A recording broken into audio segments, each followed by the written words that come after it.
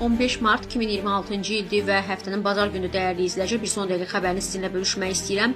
Şok bir xəbərdir. İran Ukraynanı Xəzərdən vuracaq. Gedişat bunu göstərir. İran parlamentinin Milli Təhlükəsizlik Komitəsinin rəhbəri İbrahim Əzizin İsrailə dəstəyi səbəbindən Ukrayna ərazisini zərbələr üçün qanuni hədəf kimi göstərməsi ciddi müzakirələrə səbəb olub. Ukrayna Xarici İşlər Nazirinin sözçüsü Erbaka Ukraynaya verdiyi müsahibədə İranın Ukraynaya qarşı təhdidlərini absurd adlandırıb. Onun sözlərinə görə İran hakimiyyəti illərdir ki, təcavüzkar Rusiyanı Ukraynaya qarşı dronlar və texnologiyalarla təmin edir. Diplomat bildirib ki, İran rejiminin Ukraynanı təhdid etməsi və hətta BMT nizamnaməsinin 51-ci maddəsində təsbit olunmuş özünü müdafiə hüququndan istifadəyə istinadı da absurddur.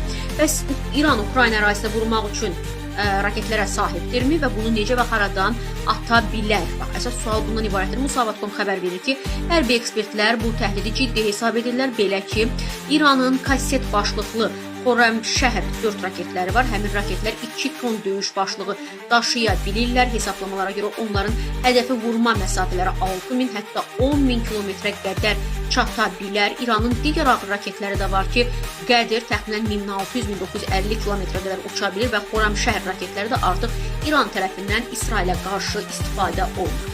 Şahid 136 və Araş 2 kimi uzun mənzilli dronlar da var ki, onlar da nəzər olaraq Ukrayna sərhədinə çata bilər, lakin onlar öz imkanlarının həddində uçmalı olacaqlar. Ekspertlər qeyd edirlər ki, əsas problem raketin atılması üçün seçiləcək marşrutdur.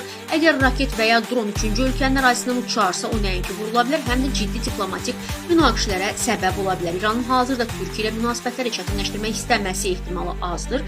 Bu baxımdan ən optimal variant və ən optimal marşrut Xəzər dənizi sahillərindən atılmasıdır. Bu raketin Rusiya ərazisini keçərək Ukrayna sərhədinə doğru uçuşu ola bilər. İran və Yaxın Şərq üzrə mütəxəssis Fərhad İbrahimov isə Newsruya açıqlamasında deyib ki, əgər Kiyev rejimi xüsusən də müharibə şəraitində olan bir ölkədə İranların zarafat etdiyini düşünürsə, çox yanılır. O da qeyd olunur ki, Kiyev həqiqətən başqa bir müharibəyə qarışmağa çalışarsa, nəticələri çox ağır ola bilər. Dəyərli izləyicilər.